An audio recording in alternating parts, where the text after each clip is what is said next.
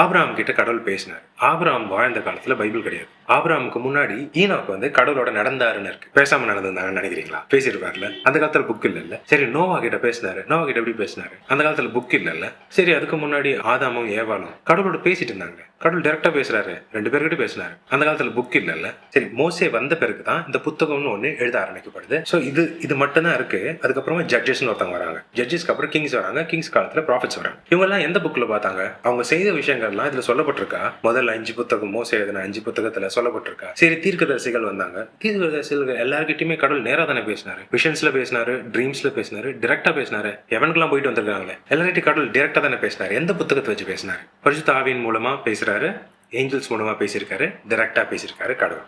Bible பூரா இப்படிதான் இருக்கு. சார், கடவுள் உங்ககிட்ட பேசலன்னு வேணா சொல்லலாம். கடவுள் பைபிள்ல மட்டும்தான் பேசுவாரு, பைபிள் மூலமா மட்டும் தான் பேசுவாருன்னா அது ஒரு மூட நம்பிக்கை. நீங்களாம் ஒரு முட்டாளு.